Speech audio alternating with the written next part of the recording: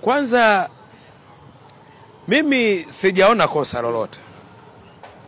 Sijaona kosa lolote la Ally Kamwe.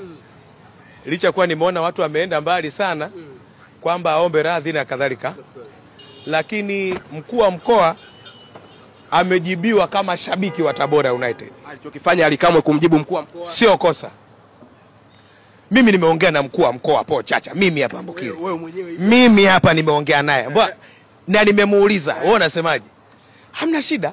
Sasa mkuu wa mkoa yeye amejibiwa na Ally Kamwe, yuko fresh. Wewe ambaye hujajibiwa unaumia. Yaani pilipili iko shamba inakuwa shao huko nyumbani. Ni mambo ya kishamba. Mkuu wa mkoa amejibiwa kama shabiki. Mkuu wa mkoa wa Tabora, yeye ni kiongozi wa timu. Ni mlezi. Sasa ni mlezi wa timu kwa mujibu wa Christian. Kuna cheo hicho cha ulezi. Maana ulezi ni mahaba tu. Kwamba wewe umeamua ufanye.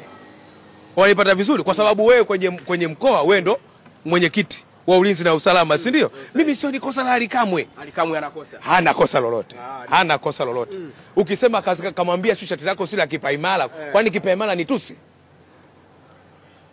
Hata tuingie hapa kwenye dini, kipaimara ni tusi. Hata ukisema kavaa shati la ubatizo ni tusi. Yanga soma mbana kiherehere. Kwani shida iko wapi? Mkuu wa mkoa amejibiwa kishabiki, alivyokuja ndivyo alivyojibiwa hivyo hivyo. Ndio maana taja piga